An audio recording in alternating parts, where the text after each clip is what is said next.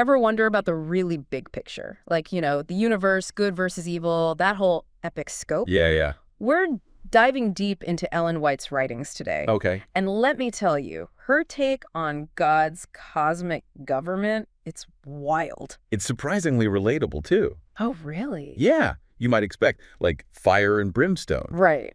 But White starts with something, well, disarmingly simple. Yeah. God is love. Okay. Not just loving, but like love as his core essence. Okay, so that's, a kind of a classic Sunday school concept. Right. But then she connects this love to law. Yeah. That's where things get really interesting to me. Exactly. Yeah, it's not like a list of rules. It's more like an expression of this perfect self-giving love that like permeates everything. Think of that quote from Romans, love is the fulfilling of the law. Oh, yeah. It just clicks with what White is saying. Okay, so instead of don't do this, don't do that, it's more like God's law is the natural flow of love throughout the entire universe. Like, even planets and stars are playing by these rules. Precisely. Every atom, every galaxy, it's all a manifestation of God's love, according to White. She even says that everything is sustained by receiving God's life force. Kind of like how planets need the sun's energy. Imagine this intricate web of existence, all held together by this, well, invisible force of love. Okay, my mind is officially blown. Yeah. But that makes the idea of, like, breaking God's law even more intense. Right. It's not just, like, ticking him off, right? Yeah. It's messing with, like, the fundamental fabric of existence. Exactly, yeah. Imagine a perfectly orchestrated symphony. Okay. Every note in harmony. Yeah. And then someone hits a clanging wrong note. That's what sin does. It disrupts that flow, that harmony of God's love and life. Wow. That actually makes a lot of sense. So where do angels fit into all of this?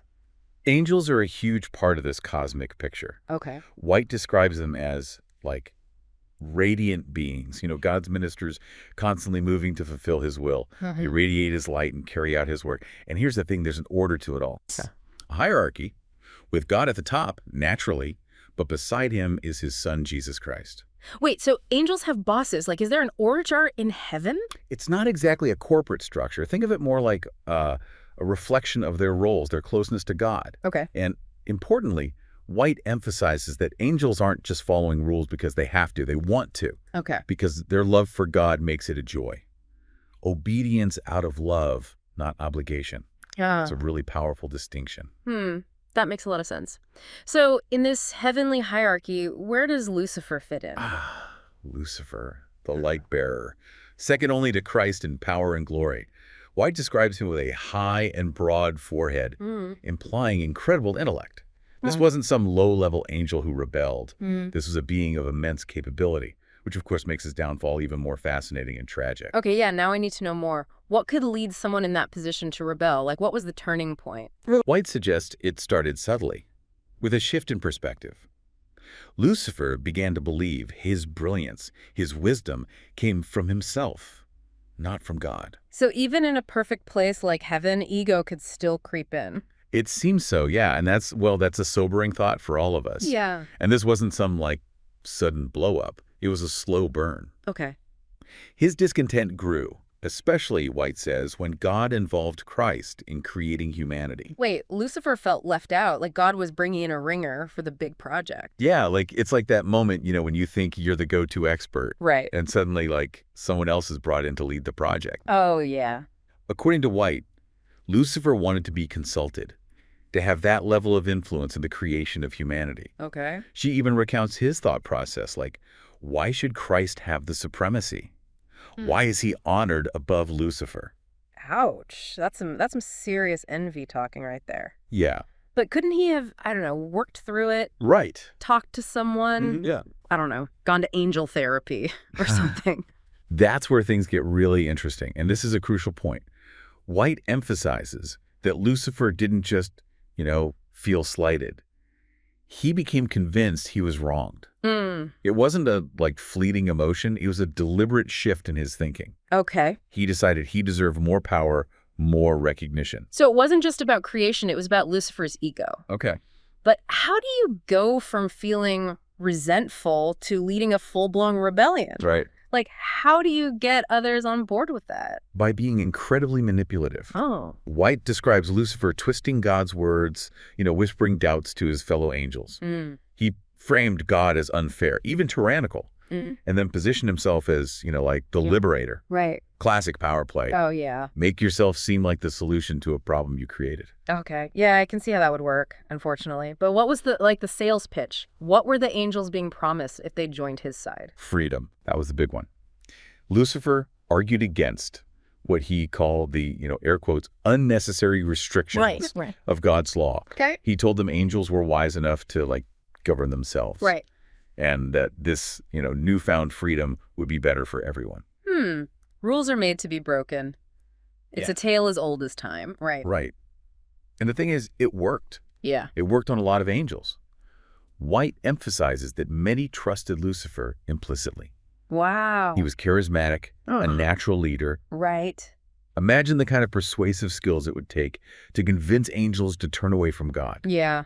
Okay, so we've got injured pride, manipulative tactics, and a whole lot of angels being pulled into the mix. Yeah. Talk about a recipe for disaster. So what happened next? Was Right. there an actual showdown? There was a reckoning, Oh. as there always is. Mm.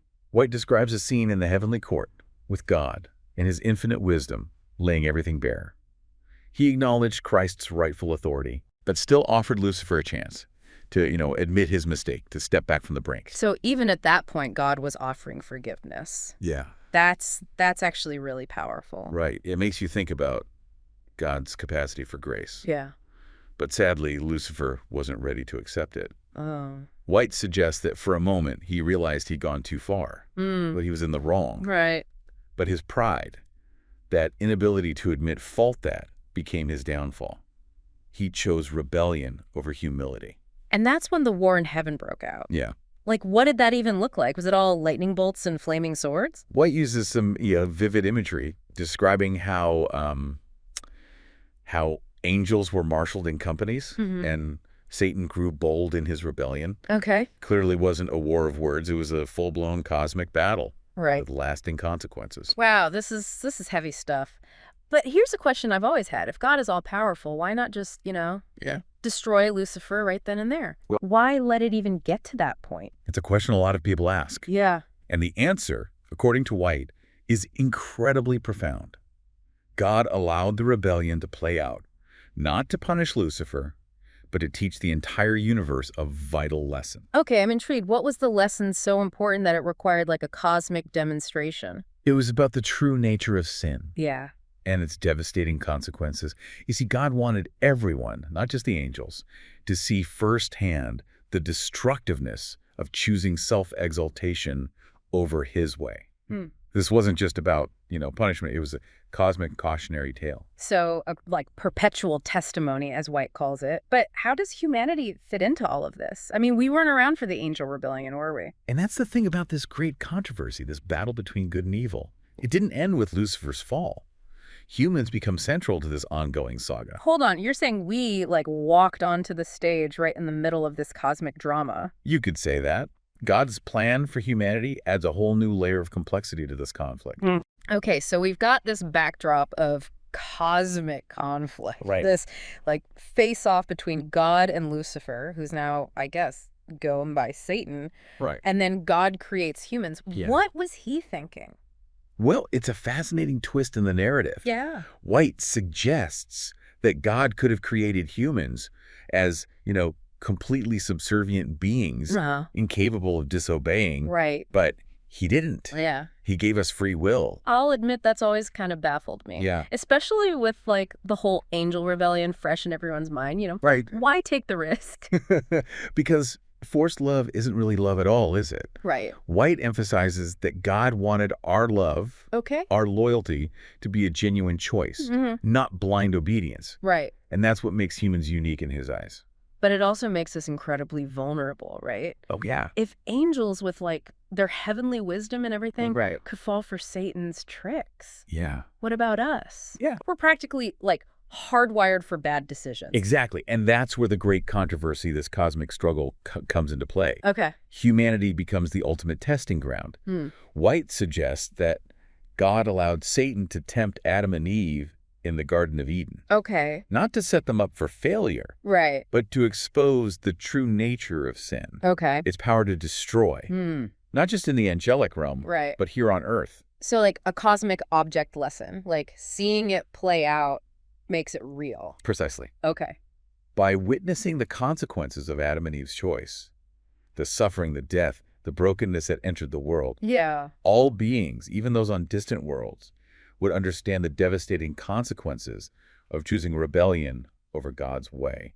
And that gives like a whole new weight to the idea of free will, doesn't it? It Wow. wasn't just a theoretical concept up in heaven anymore. Right. It had like real tangible consequences for the entire universe. Absolutely. And that's where God's incredible love comes in again. Because even though humanity chose wrong, he had a plan of redemption. Okay. He wasn't going to abandon us, even after we messed up big time. Which is where Jesus coming to earth as a human comes in Exactly. to like set things right. Exactly. Wow. White describes Christ's sacrifice on the cross as the ultimate act of love, the fulfillment of God's plan to redeem humanity and ultimately defeat Satan once and for all. Wow. Okay, but what does all of this cosmic drama mean for us today? I mean, we're just trying to like get through the day, you know? Yeah. Pay our bills, find a decent cup of coffee. Right. Right. Are we like really caught up in this epic battle between good and evil? We are, in every moment, whether we realize it or not. Really?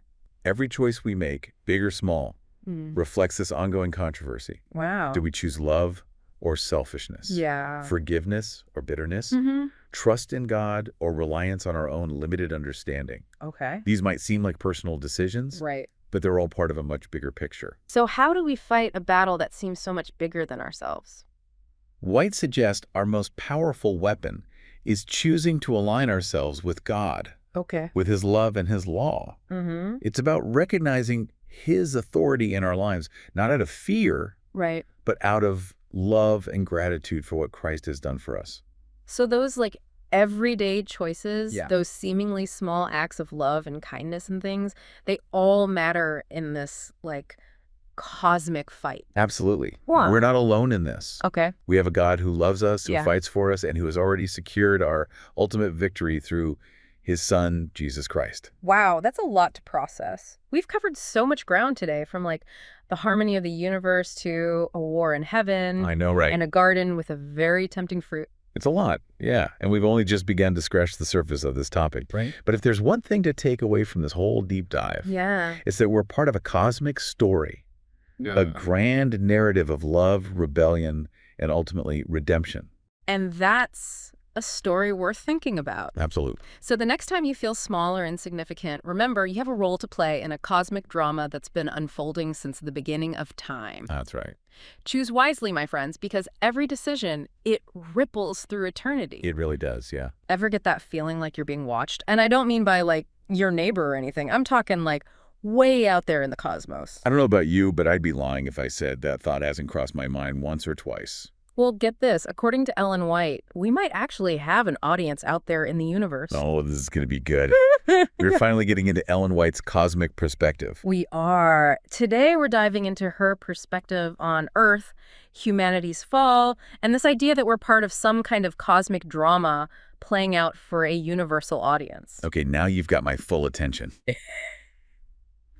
You know I love when things get a little, shall we say, out of this world. Me too.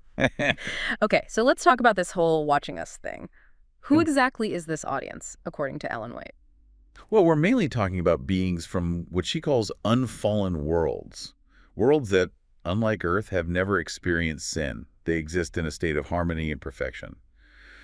And they're super interested in us, especially with this whole, fall of man situation. Oh, man, so we're like a reality TV show for the cosmos. Well, I wouldn't say it's quite like any reality TV I've ever seen. It's more like, how do I put it?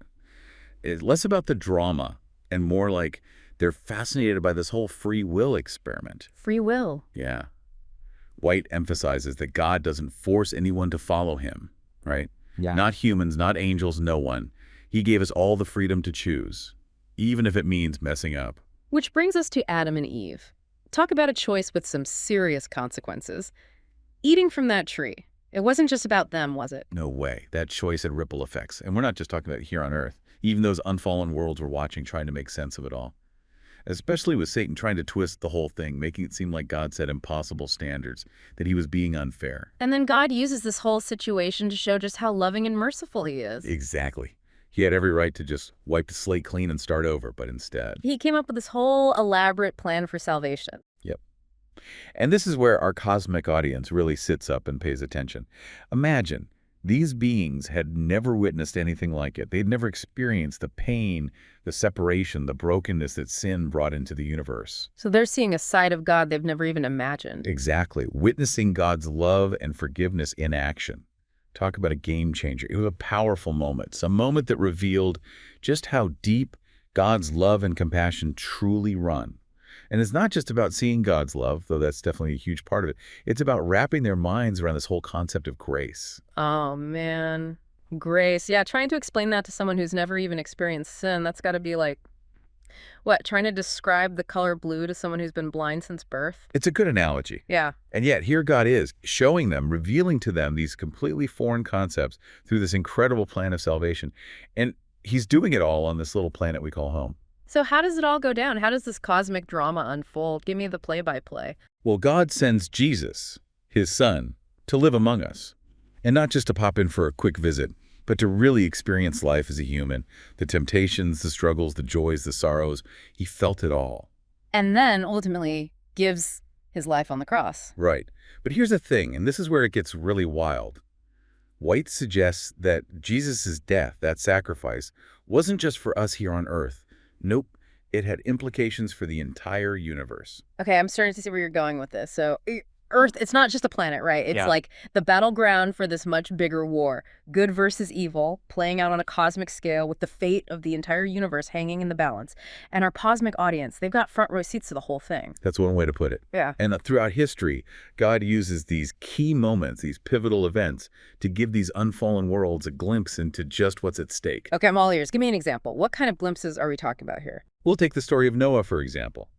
Here you have humanity spiraling further and further away from God. Violence, corruption, chaos. It's a mess.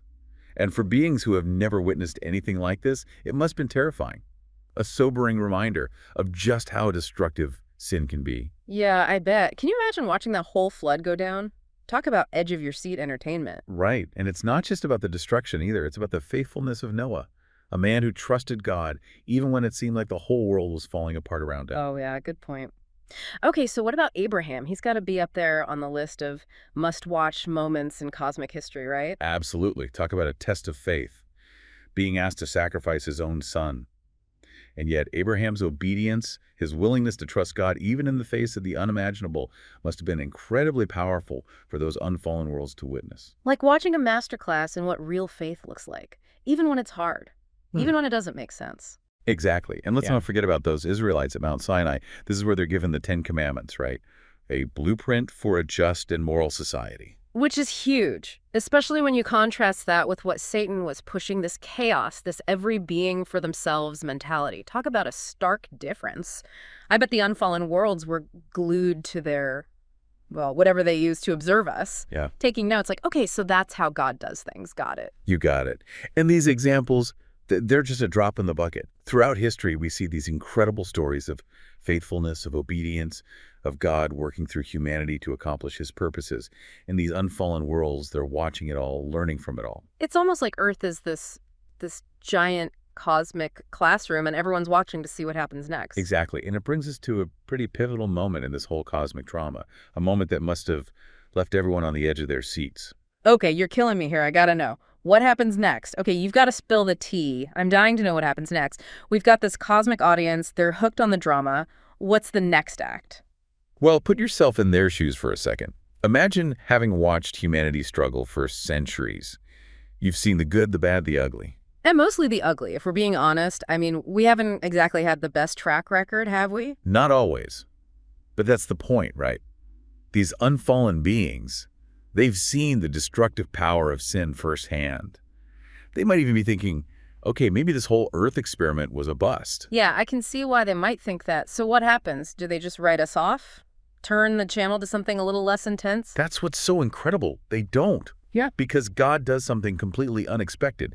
Instead of giving up on us, he sends his own son, Jesus, to Earth. Wait, hold on. So these unfallen beings who've never even experienced sin, they're about to witness God in the flesh experiencing the ultimate consequence of sin, death. Exactly. Can you imagine what that must have been like for them to witness that kind of sacrifice? Mind-blowing doesn't even begin to cover it. This whole plan of salvation, it wasn't just about rescuing humanity, it was about revealing the heart of God to the entire universe. You got it. It's like this grand cosmic love story. And the best part, by watching this whole thing play out, these unfallen worlds, they're learning how to safeguard their own existence.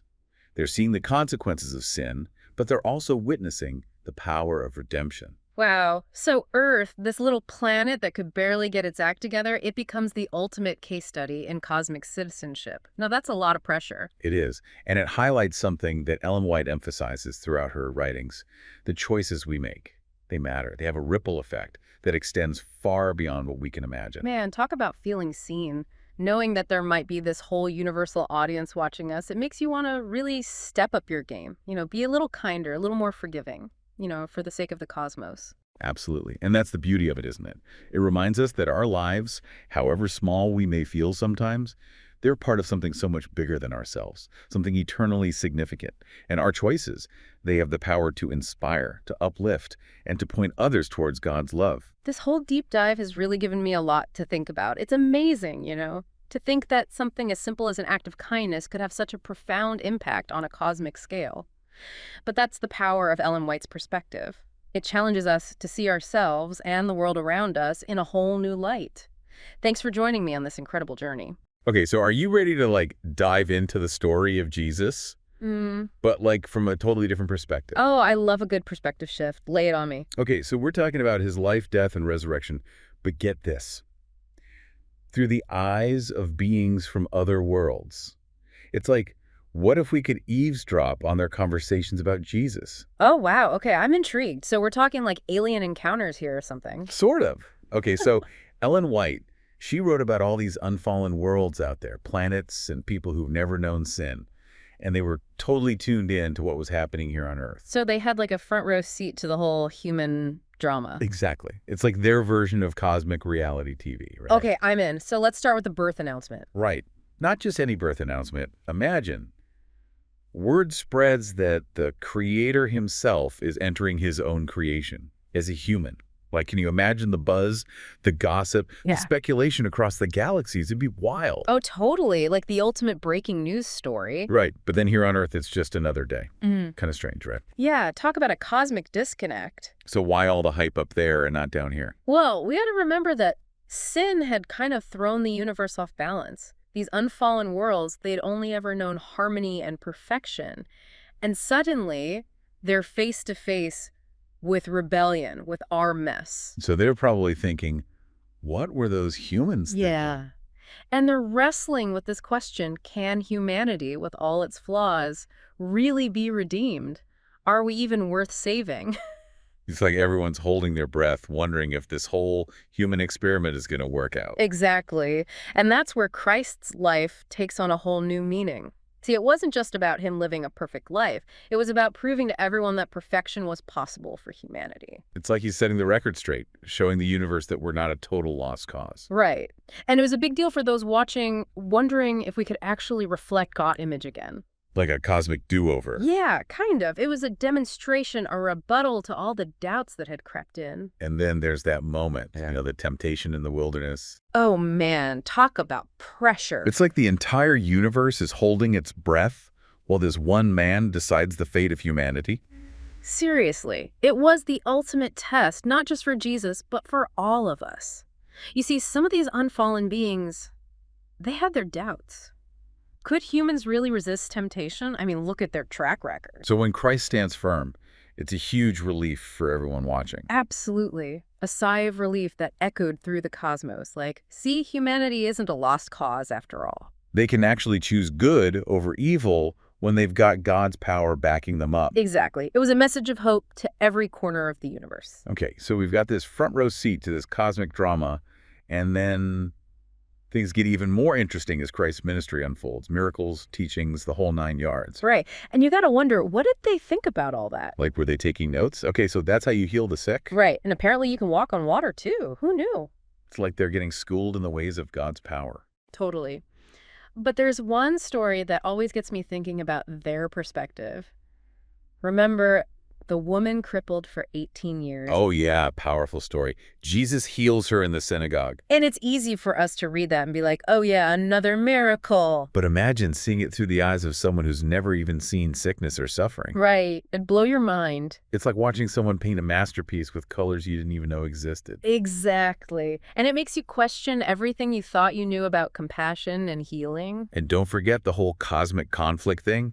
This is a showdown between good and evil. And we're not just talking about Earth here. Right. Ellen White was clear about that. This is a universal battle, and every victory matters. So when Christ heals this woman, it's not just an act of mercy, it's a power move. Oh, totally. Like checkmate, Satan. Yeah, like God showing off a little bit, right? Totally. And you got to see it from Satan's perspective, right?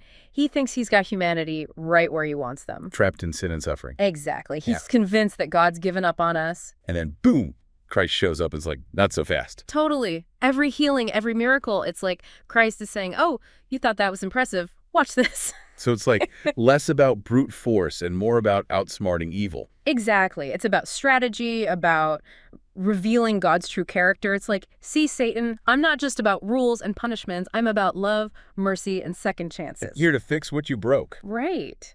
And that brings us to the crux of it all.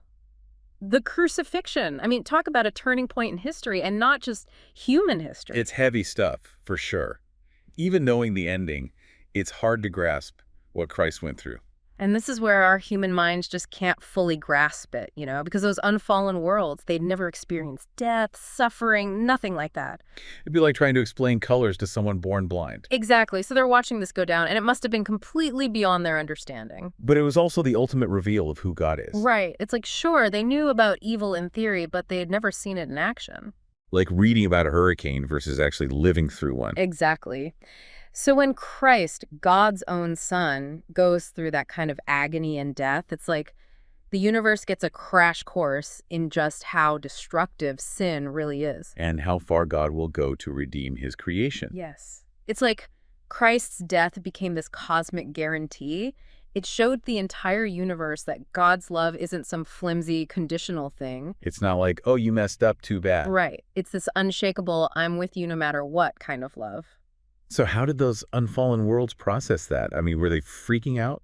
Well, think about it. Before the crucifixion, there were probably whispers, doubts creeping in. Like, did God make a mistake with these humans? Yeah. Like, is this whole redemption plan going to work? But then Christ, he just lays it all on the line. He's like, this is how much I believe in them. This is how much I love them. That's intense. Right. And it shut down all those doubts. Because in that moment on the cross, when Christ cries out, it is finished, it's not just about his pain ending. It's victory. Yes, total victory over sin and death. And that echo, that went out through the entire universe. No more whispers, no more doubts. Just this incredible wave of relief and hope. Okay, but we can't forget what happens next. The resurrection. Hmm. Talk about an epic comeback story. Right. The ultimate mic drop. He wasn't just returning to heaven. It was like this victory parade. Proof that death couldn't hold him. Exactly. And it wasn't just about him, right? The ripple effects of that, huge for everyone. It's like he's showing us the way, saying, this is what's possible. This could be you too. Yeah, like, don't be afraid of death anymore. I conquered it. And it wasn't some vague promise for the future either.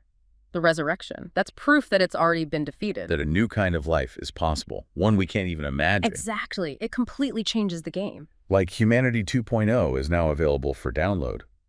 But what about those unfallen worlds? They haven't been through the ringer like us. So what does the resurrection mean for them? That's such a good point. It all goes back to that idea of everything being connected. Even if they haven't experienced brokenness like we have, they're still invested in our story. Remember, when humanity fell into sin, it wasn't just our problem. Right, like that cosmic virus we were talking about. Yeah. It messed with the whole universal harmony. Sin threatened everything God had created. But here's the thing about the resurrection. It wasn't just about fixing humanity. It was bigger than that. It was about hitting reset on the whole system, reinforcing God's original plan for everything. So it's less about hitting undo and more like upgrade. Yeah, exactly. Love is stronger than death, hope beats despair, and God's in control. That's the message for everyone. Okay, so how do these unfallen beings react to all of this? Are they throwing parties? Put yourself in their shoes. Yeah. Imagine seeing power and love on a scale you never thought possible. They're witnessing the impossible become reality. I think their response is even bigger than ours. Pure awe and wonder. And relief, knowing that everything's going to be okay. Totally. The resurrection is good news for everyone, everywhere. Sin and death don't get the last word. God's dream for a perfect creation. It's still on. It's like this huge cosmic exhale. Yeah. Everyone can finally relax. Exactly. And that's what I love about this perspective, you know? It reminds us that we're not just watching some show. We're in it. Our choices matter. The way we live our lives, it has an impact. On a scale we can't even imagine. It's both humbling and mind-blowing, Yep. right? Like, wow, I'm part of something so much bigger than myself. Right. And it challenges us, you know, to really live up to the sacrifice that was made, to reflect that love and grace in our own life. So here we are, wrapping up this deep dive, and wow, what a journey it's been. We've gotten this glimpse into a reality most people don't even realize exists, one where heaven and earth are totally intertwined, and Christ's victory echoes through everything. And you got to wonder if those unfallen beings, with all their wisdom and perfection, if they're still amazed by Jesus, how much more should we be? We're the ones he did it all for. It makes you think, doesn't it? What else can we discover if we really grasp just how big, how cosmic the story of Christ really is? Something to think about. Ever get the feeling like we're part of something way bigger than ourselves? Like, what if our lives here are being watched by, I don't know, beings from other worlds? Okay, I have to admit that's a pretty wild thought. Well, get this. Beings from other worlds, worlds untouched by sin, are totally invested in the choices we make right here on Earth. Right, right. It's like those unfallen worlds are keeping up with all the drama going on down here, like a cosmic reality show or something. Exactly, except the stakes are way higher than anything you'd see on TV. We're talking good versus evil, right and wrong, and apparently these beings who've never even tasted sin are glued to their seats watching how it all unfolds. And you know it's really fascinating. Ellen White doesn't just mention these beings in passing. She actually describes seeing them in visions. Oh, wow. She actually saw them. What were they like? Well, in one vision, she's taken to this unfallen world, a place filled with so much joy and beauty. It's like everyone there perfectly reflects Jesus. And there's this interesting detail. She sees two trees, kind of like in the Garden of Eden. Two trees. So even in a paradise like that, they still had a choice to make. That's what's so mind-blowing. Free will, even in a perfect world. Wow. What made those unfallen beings so different from us? Why was choosing obedience so clear for them when it's such a struggle for us down here? That's where those two trees come in. Just like in the Garden of Eden, those trees represent a choice.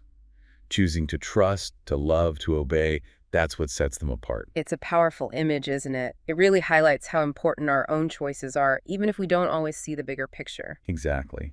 And it makes you wonder, what must they think as they watch us navigate this world? Right. I mean, they've never experienced the pull of temptation, the desire to disobey. What's it like for them to see us struggle? Do they get disappointed when we mess up? It's really about understanding what Ellen White calls the great controversy. It's this cosmic battle between good and evil, and it's playing out on a much larger stage than just Earth. Our choices here have ripple effects throughout the universe. So it's not just about us then. It's bigger than that. Exactly.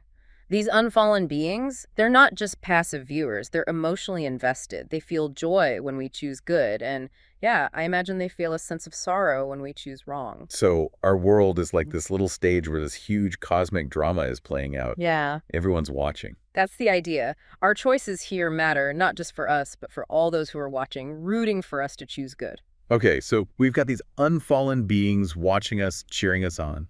But here's where it gets even wilder. Ellen White suggests that angels and demons, they're not just observing us from afar, they're actually down here, working among us, often disguised as humans. It's like something out of a movie, right? You Yeah. never know who you might be standing next to. Hmm. Right.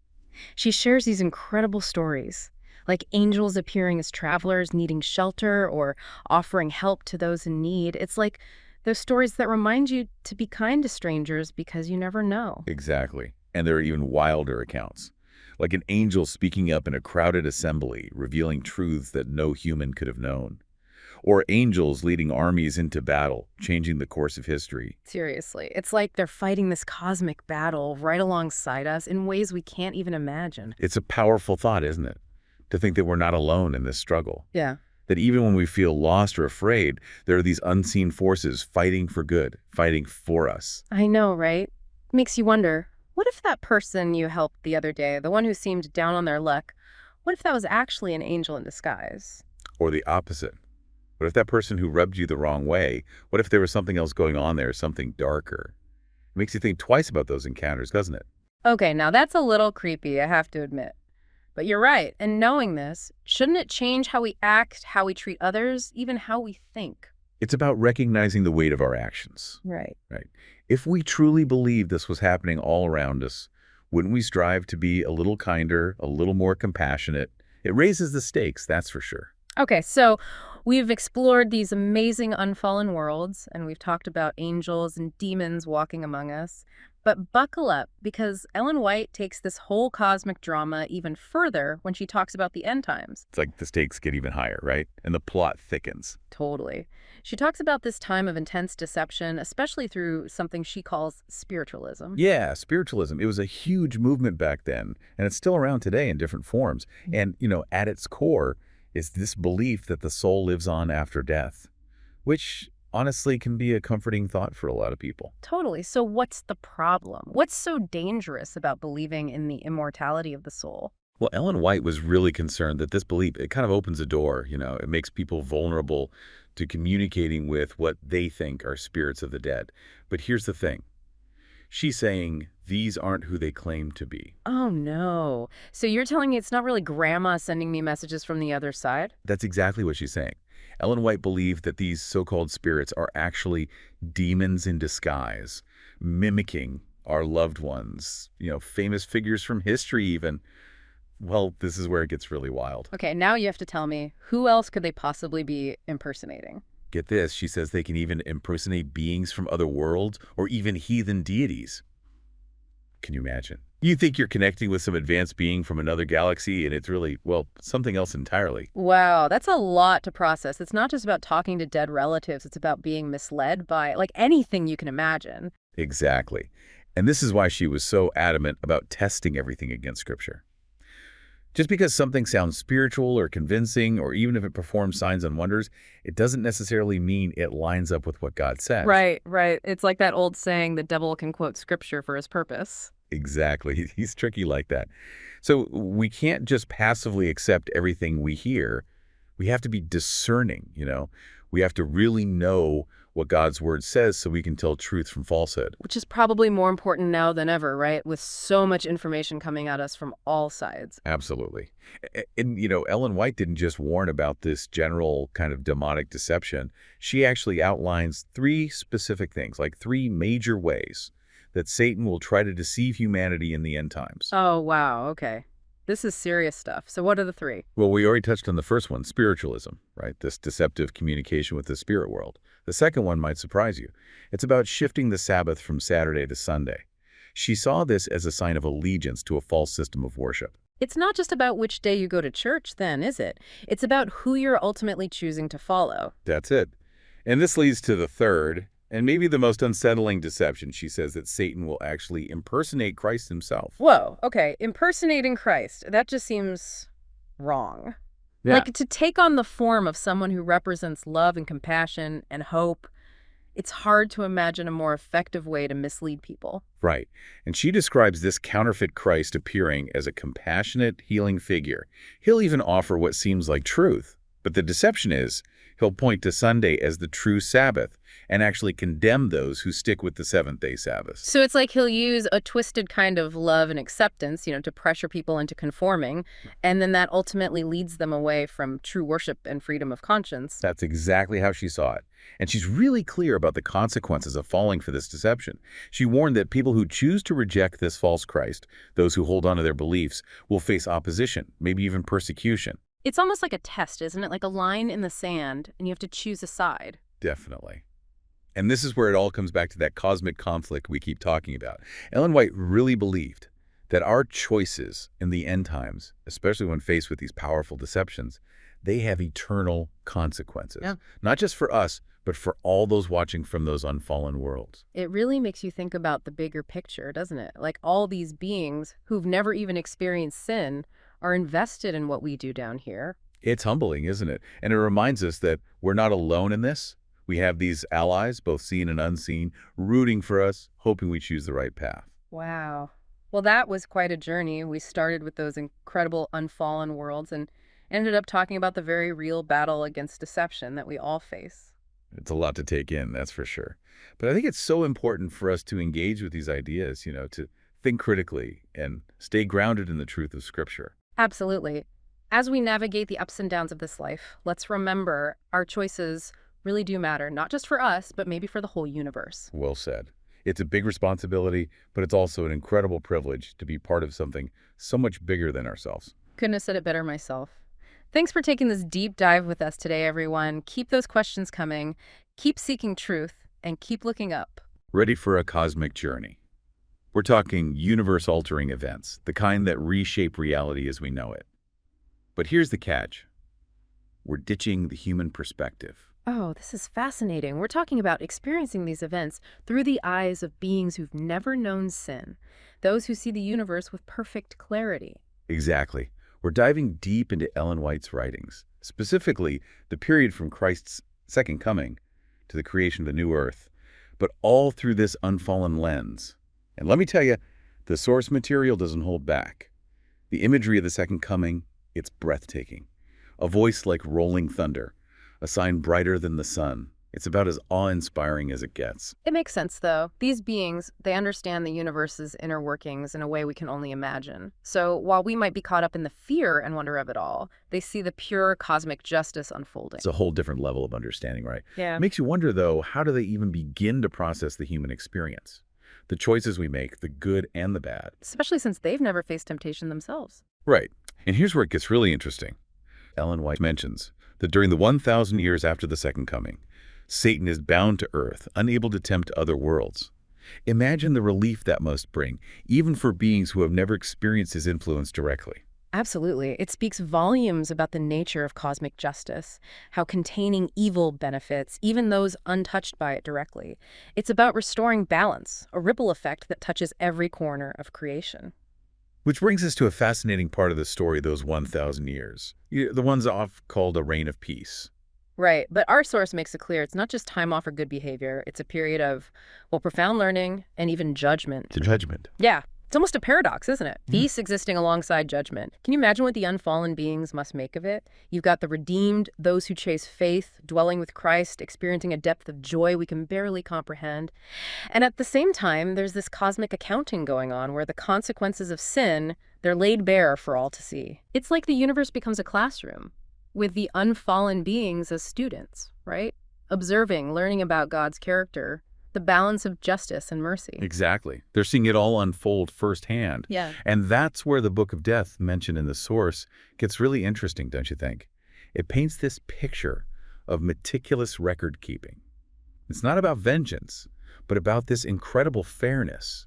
Every action weighed, every consequence carefully measured. It deepens their understanding in a way that simply knowing right from wrong never could. Think about it, they're witnessing not just the punishments themselves, but the degrees of punishment tailored to a lifetime of choices. And speaking of degrees of punishment, there's this one detail in the source that really jumped out at me. It says that ultimately, Satan's punishment, it's far greater, much more enduring than that of his followers. Wow. Yeah. So why is that? Why would the originator of evil suffer more than those he, misled? Well, it really makes you think about the weight of responsibility. Yeah, and the ripple effect of choices. Yeah, absolutely. For a being who's always understood true free will, to then see it so twisted, used to inflict so much suffering, it must be a heavy burden to bear, even just to witness.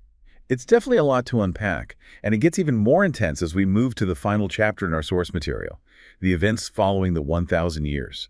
After all that peace and judgment, things get even bigger. We're talking complete renewal, a new creation. A new heaven and a new earth. Exactly. The source describes the descent of the New Jerusalem, a city unlike anything we can imagine, and with it comes that final, ultimate showdown with evil. Wow, so what do you think the unfallen beings make of all that? Seeing Earth, a place once so defined by sin and suffering, being cleansed, made ready for something completely new. It's got to be a powerful thing to witness. Even if the destruction of the old world is necessary for this new beginning, it's still a heavy thing to process. Makes you wonder if they see it as straight justice or maybe something more, like a cosmic understanding of loss and mercy that we can't even grasp. Probably beyond anything we can fully fathom at this point. But here's where things get really fascinating. The Source talks about the redeemed, those who went through those trials and came out victorious. It says they joined forces with these unfallen beings. Really? So they're all working together? That's what it sounds like. And together they explore this vast universe, learning from each other, experiencing wonders beyond human comprehension. That's amazing. It's like this beautiful image of unity, learning, and discovery. And that, I think, is the biggest takeaway from all of this. Even beings who've never known sin are always looking to learn, to grow their understanding. So just imagine the potential waiting for those who inherit the new earth. It's a reminder that the thirst for knowledge, the joy of discovery, it goes beyond even eternity. It really puts things into perspective, doesn't it? It's like we said, the universe is full of these incredible mysteries. But by trying to see things from this unfallen perspective, by seeking a deeper understanding, we open ourselves up to incredible possibilities in this life and the next.